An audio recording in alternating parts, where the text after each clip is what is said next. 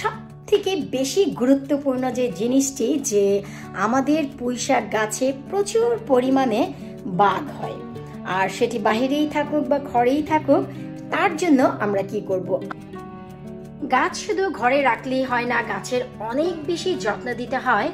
আর এই যে দেখুন গাছের পার্থক্য আপনারা একটু বোঝার চেষ্টা করুন। এই যে পটে গাছটি দেখতে পাচ্ছেন, এই পটের পাতাগুলো কিন্তু আমরা কোনো রকম কোনো কিছুই দেখছি না, কিন্তু এই যে এই পটের পাতা দেখুন যে আমরা কিছুটা দেখতে পাচ্ছি যে এখান থেকে কিছুটা পাতা কেটে গেছে নৌকার মতো, এখান থেকেও কিছুটা পাতা কেটে গেছে নৌকার মতো, আবার এখান থেকেও কিছুটা পাতা কেটে গেছে নৌকার মতো। আসলে কি এগুলো কেউ টেনে ছিঁড়েছে না এমন হয়েছে? শুধু তাই নয়, এই যে আপনারা একটু লক্ষ্য করলেই দেখতে পাবেন, এই যে আমি দেখাচ্ছি আমার এই পটেও দেখুন এই যে একটি পাতা ঢেউয়ের মতো হয়ে আছে, আবার এই যে দেখুন পাতা কিছুটা বাঁকা বাঁকা হয়ে আছে। এর কারণ কি? এই যে পাতা, এই পাতাগুলোতে কিন্তু অলমোস্ট বাঘ আসা শুরু হয়ে গেছে। কারণ হচ্ছে যে অলমোস্ট এতে বাঘ ধরা শুরু হয়েছে। এখন পাতাগুলো কেটে খেতে হবে, আর আপনাদেরকে কিছুটা বাঘ কেলার স্প্রে করতে হবে। এই যে পাতাগুলো খেয়ে নিয়েছে, এর কারণ কি? আমার এই ঘরে কিসের অভাব যে খেয়ে নিল?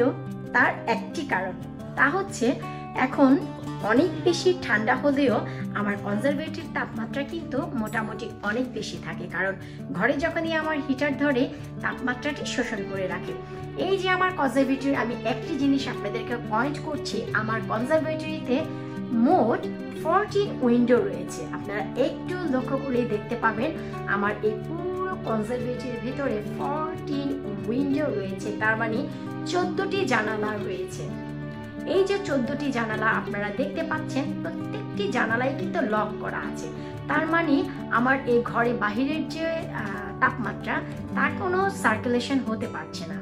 ঘরের তাপমাত্রাটি ঘরেই আমরা বন্দি করে রাখছি, কারণ পয়সা খরচ করে আমরা হিটার দিচ্ছি, আর জানালা খুলে রেখে সেই হিটারের তাপমাত্রাটা আমরা বাহিরে বের করে দিতে পারি না, তাই নয় কি? আসলে আমার ঘরের এই 14টি জানালা বন্ধ থাকার কারণে বাহিরের যে তাপমাত্রা আর ঘরের যে তাপমাত্রা তা সার্কুলেট করতে পারে না। ঘরের এই বদ্ধ পরিবেশে অনেক সময় দেখা যায় যে একটি মাছি যদি কোনো রকম ঘরে ঢোকে, তার মানে হচ্ছে যখনই আমি এই কনজারভেটরির মেন দরজাটি খুলে বাহিরে যাই কোনো কাজে, হয়তো বা কোনো একটি মাছি ঢুকেছে, সেই মাছি কোনো পুঁইশাক গাছের পাতার উপরে যদি বসে, তাহলে সেখানে ছোট ছোট ডিম পাড়ে, সাদা ডিম, এবং সেই ডিমের উপর আপনারা দেখতে পাবেন হালকা পরিমাণে কিছুটা মাকড়সার নেটের মতন। আসলে সেটি মাকড়সার নেট নয়, সেটি হচ্ছে সেই ডিমগুলো আকার ধারণ করে যেভাবে, সেই মাকড়সার নেটটি যেই ধারাবাহিকতায় আকার ধারণ করে, ঠিক সেই ধারাবাহিকতায় আপনার পুঁইশাকের পাতাগুলো তারা ধীরে ধীরে ধীরে ধীরে ভেতর থেকে খেতে থাকে, আর আপনাদের কাছে মনে হয় পুঁইশাকের পাতাগুলো ডিজাইন হয়ে গেছে। আসলে তা নয়, মাছির এই ডিমগুলো এক ধারাবাহিকতায় কখনোই চলতে পারে না, ওরা আঁকা বাঁকা পথে চলে, আর ঠিক সেই ধরনের মার্ক আমাদের পুঁইশাক গাছে হয়। তো আপনারা যে কাজ করতে পারেন, আপনারা পুঁইশাক গাছগুলো কিচেনে রাখার চেষ্টা করবেন। এতে করে দেখা যায় যে কিচেনের উইন্ডো আমরা তো বেসিক্যালি রান্নার সময় কিছুটা অল্প হলেও খুলে থাকি, তো তখন যে আপনাদের একটি ওয়েদারের সার্কুলেট হবে, তখন আপনাদের গাছে কোনো প্রকারের মাছি টাছি বসবে না এবং কোনো প্রকারের বাঘও আসবে না। এতে করে আপনাদের পুঁইশাকগুলি একেবারেই সুরক্ষিত থাকবে।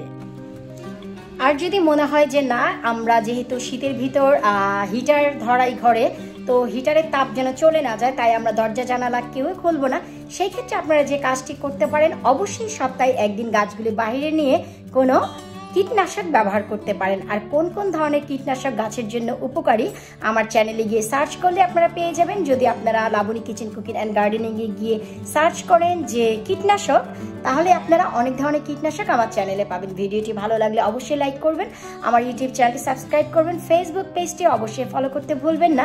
আশা করছি আপনারা আপনাদের প্রশ্নের উত্তর পেয়ে গেছেন। ভিডিওটি ভালো লাগলে অবশ্যই কমেন্ট বক্সে কমেন্ট করে জানাবেন।